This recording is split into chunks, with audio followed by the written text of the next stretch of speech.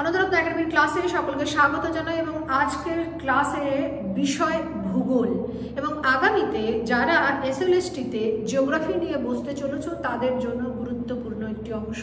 তোমরা বোর্ডে দেখতেই পাচ্ছ যে ভূমিকম্প নিয়ে আজকে আমরা আলোচনা করব। দেখো সরাসরি আলোচনায় চলে আসি যে ভূমিকম্প কাকে বলে। Shaking of earth surface due to energy release in earth crust and that energy flows as a wave, okay, খুব সোজা ভাষায় আর্থ সারফেসের শেকিং এবং সেটার কারণ কি, আর্থ ক্রাস্টের ভেতরে এনার্জি রিলিজ হয়েছে আর সেই এনার্জিটা ওয়েভ আকারে এসে আর্থ সারফেসে এসে পৌঁছেছে। সেই ওয়েভটাকেই আমরা বলি মূলত সিসমিক ওয়েভ। ওকে, এইবার এই যে এই সিসমিক ওয়েভের ইন্টেন্সিটি কি হবে সেটা ডিপেন্ড করছে হচ্ছে কতটা ডিস্টেন্সে বা কতটা গভীরে ওই আর্থ যে এনার্জি সেই এনার্জিটা রিলিজ হয়েছে। আর second, how much energy release, তাহলে distance between surface and hypocentre এইটা। আর দ্বিতীয় হচ্ছে কতটা এনার্জি রিলিজ হলো, এই দুটোর উপরে ভিত্তি করে আর্থকোয়েকের ইন্টেন্সিটি আমরা বিচার করে থাকি বা নির্ভর করে ইন্টেন্সিটি আর্থকোয়েকের। তো ফার্স্ট পয়েন্ট আমাদের ক্লিয়ার। ওকে, এবার এই যে প্রশ্ন তৈরি হয় মাথার মধ্যে যে এনার্জি রিলিজ আর্থ ক্রাস্টের মধ্যে বা এনার্জিটা এলো কোথা থেকে। দেখো এই এনার্জি মূলত আমরা যেমন বিগ ব্যাং থিওরি পড়তে গিয়ে পড়েছিলাম যে পৃথিবী একটা সময় পুরো ম্যাগমা অবস্থায় ছিল এবং সেখান থেকে ধীরে ধীরে ওই প্রি ক্যাম্ব্রিয়ান বা আর্কিয়ান যুগে আস্তে আস্তে পুরো শীতল হয়ে এই পৃথিবীর ফরমেশনের যে টোটাল এজ লেগেছিল তার 80% এজই হচ্ছে ওই আর্কিয়ান যুগ। তবে এখনো পর্যন্ত সেই ম্যাগমা অবস্থার পুরোটা কিন্তু কঠিন হয়নি। ওই জন্য যত ভেতরে বা অন্দরমহলের দিকে যাব, কেন্দ্রের দিকে যাব, এখনো ম্যাগমা বিদ্যমান, অর্থাৎ তাপ বিকিরণের প্রক্রিয়া চলছে। তাহলে আর্থ ক্রাস্টের মধ্যে সেটা একটা কারণ।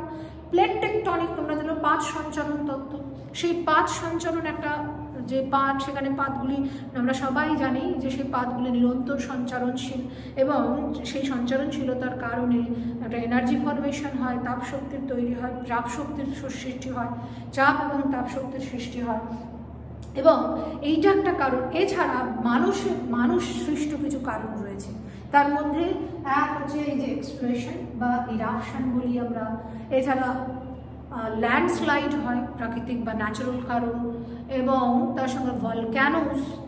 এইগুলি একাধিক কারণ এবং আমরা সবাই জানি যে এখন তো বিভিন্ন যে খনিজ সম্পদ সেখানেও ব্লাস্ট করানো হয়ে থাকে। তো এইরকম একাধিক ম্যানমেড কারণও রয়েছে আর্থ ক্রাস্টের মধ্যে এই এনার্জিটা ফর্ম হওয়ার পেছনে, আর সেটাই রিলিজ হয় ভিন্ন ভিন্ন সময়। তো এইখানে আমরা এই একটা পয়েন্ট পেলাম। ওকে, এই ক্ষেত্রে থার্ড পয়েন্ট আলোচনা করছি যে এই যে ভূমিকম্পের যে আলাদা আলাদা ওয়েভের কথা বলছি বা সিসমিক ওয়েভ আলাদা আলাদা পড়ি আমরা খুব সোজা ভাষায়, ছোটবেলা থেকেই পড়েছি প্রাইমারি ওয়েভ, সেকেন্ডারি ওয়েভ, লাভ ওয়েভ, রিলে ওয়েভ, এত আলাদা আলাদা ধরন কেন। তো সেক্ষেত্রে সেই প্রশ্নটির উত্তরও আমরা আগে এখানে জেনে নিই। দেখো আলাদা আলাদা ধরন কারণ হচ্ছে ওই এনার্জিটা ওয়েভ আকারে এসেই তো সারফেস বা অন্যান্য জায়গায় ছড়িয়ে পড়ে বা ট্রাভেল করে। তাহলে সেক্ষেত্রে এই যে হাইপোসেন্টার থেকে সারফেস বা তোমরা এপিসেন্টার পড়ো, এই যে আমরা বলি এইটা যেখান থেকে এনার্জি রিলিজ হলো সেটাকে ফোকাস বা হাইপোসেন্টার বলা হয়। এর ঠিক নিকটতম যেখানে আর্থ সারফেস রয়েছে সেটাকে এপিসেন্টার বলি আমরা। এই অংশটাকে আর্থ ক্রাস্টের নিচের এই বাকি অংশটাকে এটাকে বডি বলা হয়ে থাকে আর বাইরের অংশটাকে আমরা সারফেস বলি।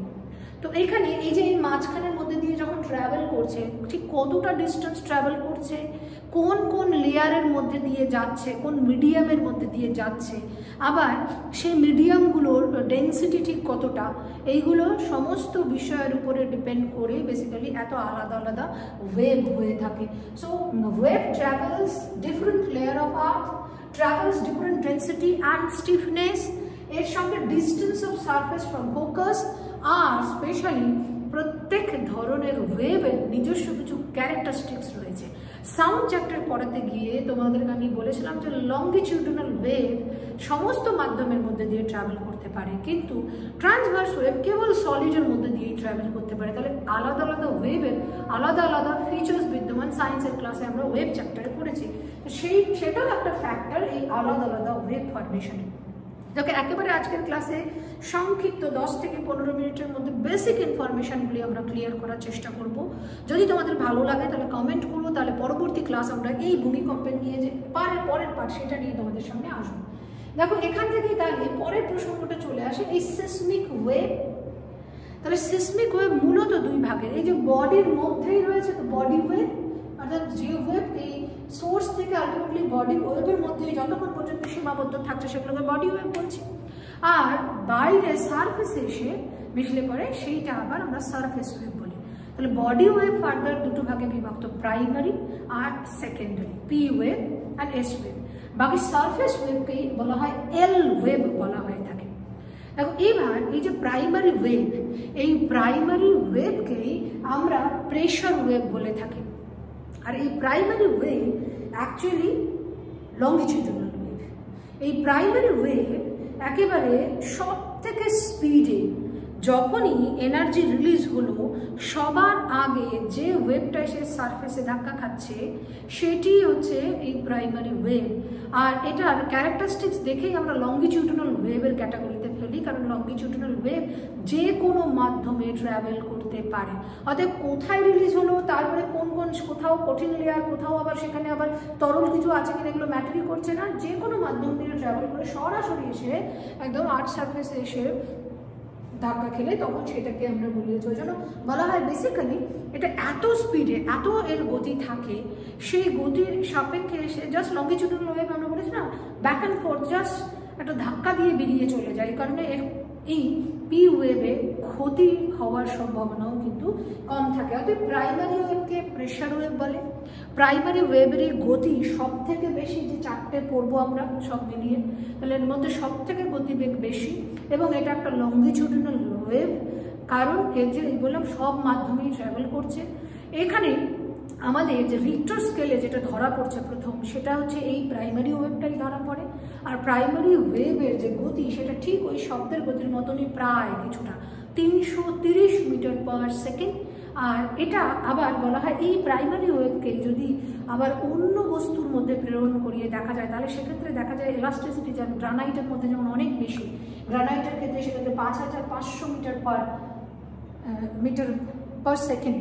তো এইটা আমরা পাবো, যেখানে এয়ার মিডিয়ামে হচ্ছে 330 মিটার পার সেকেন্ড এই গতিতে চলে। ওকে, তো এই গেল আমাদের প্রাইমারি ওয়েভ সম্পর্কে খুঁটিনাটি যতগুলি তথ্য, কারণ সায়েন্সের অ্যাঙ্গেলেও তোমাদের আসবে কোনটা লংগিটিউডিনাল কেন। এইবার চলে আসি আমরা সেকেন্ডারি ওয়েভ। এবার এই সেকেন্ডারি ওয়েভকে বেসিক্যালি শেক ওয়েভ বলা হয়ে থাকে।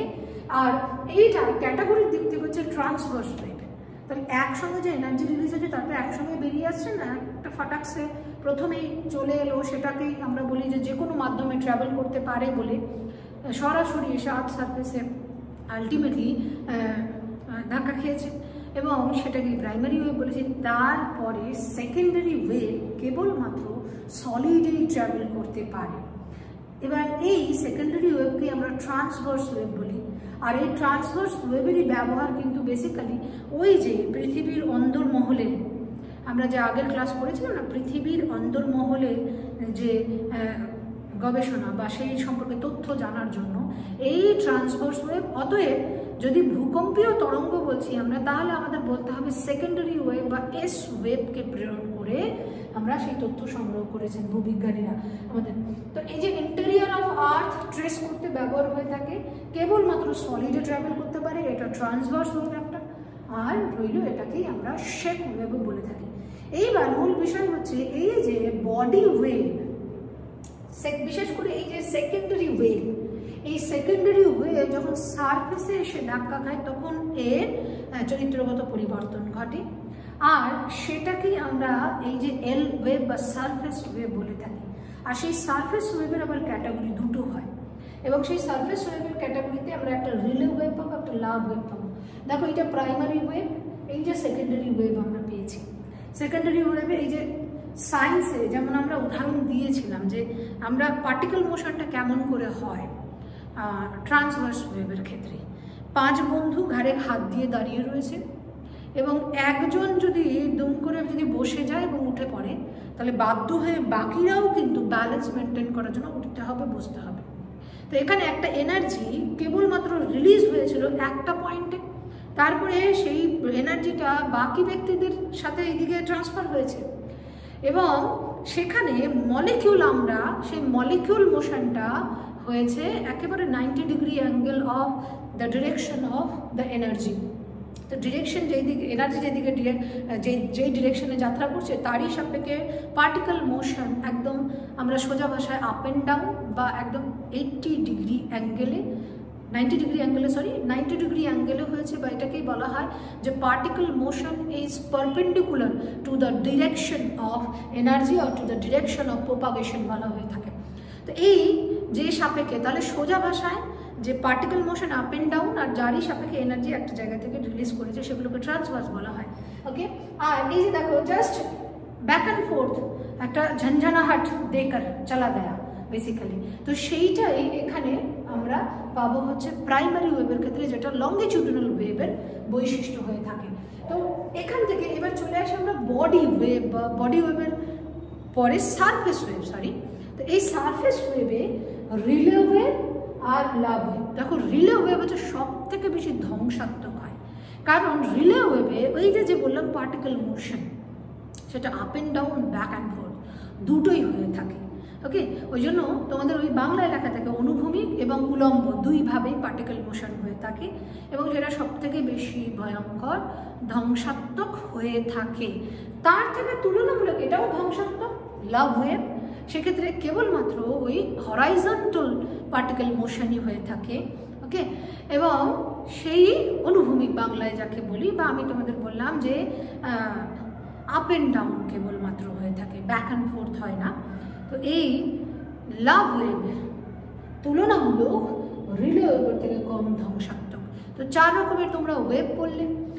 সিসমিক ওয়েভের বেসিক তথ্য তোমাদের প্রয়োজন পড়ে। আর রইল এই যে ভূমিকম্প সংক্রান্ত যে পরিমাপের যে পয়েন্ট বা পরিমাপ করি আমরা যে সমস্ত যন্ত্রের মাধ্যমে, তার মধ্যে প্রথমেই চলে আসে সিসমোগ্রাফ হচ্ছে ভূমিকম্পের উৎস, ভূমিকম্পের যে সোর্স, তার টাইপ, তার সঙ্গে তার ডিরেকশন, সেটাকে ডিটেক্ট করা, এগুলোর জন্য মূলত সিসমোগ্রাফের ব্যবহার হয়ে থাকে। রিক্টার স্কেলে বেসিক্যালি আমরা পাই হচ্ছে ম্যাগনিটিউড কিংবা পাওয়ার অফ আর্থকুয়েক, আর ইন্টেন্সিটি এক্স্যাক্টলি আমরা পাই হচ্ছে মার্কালি স্কেলে। ওকে, যদিও রিক্টার স্কেলে বলা হয় দুটোর মধ্যে এমন কোনো পার্থক্য নেই। দেখো ম্যাগনিটিউড বা পাওয়ার অফ আর্থকুয়েক বলতে কি বোঝায়, একটা নির্দিষ্ট একক স্থানে বলা হয় যে এনার্জি পার টাইম রিলিজ হচ্ছে বা এক জায়গা থেকে আরেক জায়গায় ট্রাভেল করছে, এনার্জি পার টাইম সেটাকে বলা হয় পাওয়ার, আর এনার্জি পার এরিয়া সেটাকে আমরা বলছি হচ্ছে ইন্টেন্সিটি। তো এইটুকু শুধু পার্থক্য। তো ইন্টেন্সিটি মেজার করা হয় মার্কালি স্কেলে, আর ম্যাগনিটিউড কিংবা পাওয়ার অফ আর্থকুয়েক সেটা মেজার করা হয় হচ্ছে রিক্টার স্কেলে।